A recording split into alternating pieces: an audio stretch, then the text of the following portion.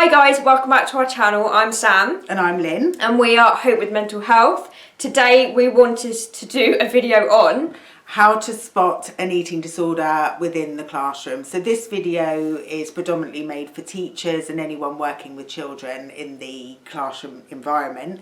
It is Eating Disorder Awareness Week and the schools and colleges are due back on the 8th of March, all being well. So the actual rate of eating disorders apparently within the under 16s, I think it is, has risen by 140% over the lockdown period. So we thought we would give some tips maybe for the teachers on what to spot within the classroom. Yeah, so we've got the obvious ones. The first one being body change, weight loss, or rapid weight gain. It can be either way. Yeah. Again, it could be very innocent. It could be, you know, they've been doing more stuff outside. They've been doing, I don't know, maybe their eating habits has changed over lockdown. Again, a lot of people's bodies have changed.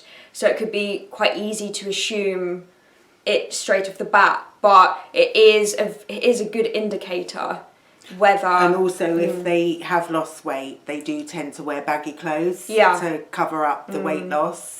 But as Sam said, a very valid point is all weight gain, because you know, it isn't just anorexia nervosa, it is also overeating as well is a very serious eating disorder. So I think also for me, the biggest sign I think would be a change in personality. So if they were usually outgoing and chatty and they become quite withdrawn or a bit insular, maybe not contributing in class, they've lost their concentration, their zest for life, those kind of things that are a real marker, I think, of eating disorders. I think with any mental illness, it's always what's going on inside is the main telltale.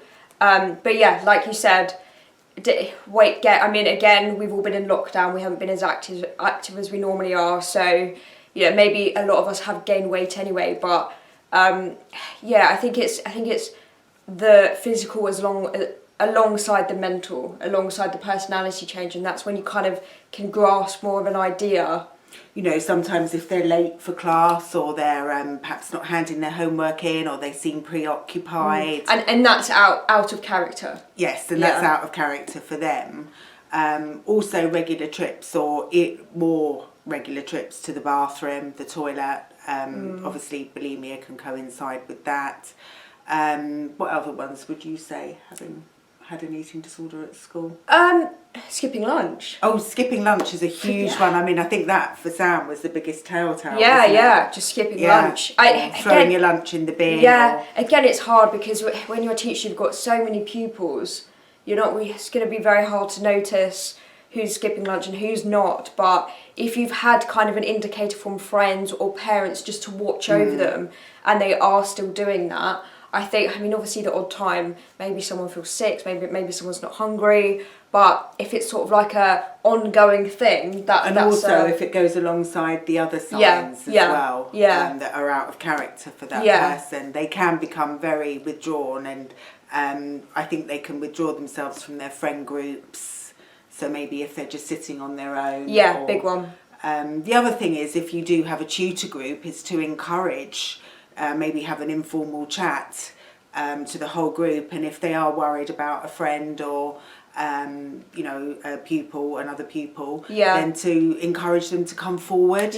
Because as Sam said, you know, the teachers are doing a fantastic job. They are busy and they are very overworked and everything, so they can't always be aware of everything. So I think, you know, it's sort of be kind to each other really and look after each other. I think as well with anorexia nervosa is exercise. So if they've joined more exercise clubs, again, this is on the very extreme level. A lot of people might just join them just because they enjoy it. And it's fun. But I think, again, if it's all along, if they all coincide together and it is quite excessive within that class and you are kind of watching over them, and they're kind of a bit, you kind of know that they're there just to exercise rather than just, I mean, everyone's there to exercise anyway, but it's not so much for fun, it's They've got an ulterior motive. Yeah, it's an ulterior motive, that's driving them there. So Yeah, and I think as a teacher or anyone in pastoral care, you know, if you are worried, then, you know, do talk to someone, your line manager or someone above you, or and then, you know, encourage, maybe take the next step and try and talk to the pupil or their friends, or, you know, the biggest advice I was given, we were very blessed to have some wonderful teachers surrounding Sam and Charlotte when the girls were at school. And I don't think we would have got through it without them, to be honest with you. Yeah. So, you know, as a parent, I would urge you to, you know, if you are worried, to contact the parents. And, you know, it might be nothing, but, you know, it might be something more sinister. But it's better not to leave it. Yeah. So there are tips. We hope they came in handy. They help you. Yeah, and again, massive respect to essential workers, teachers, things like that. Yes, working definitely. throughout this period. So look after yourselves as well, guys. Yeah, if you've got time. Yeah. But we hope you do. So yeah, we'll see you in the next video. All Bye. right. Bye.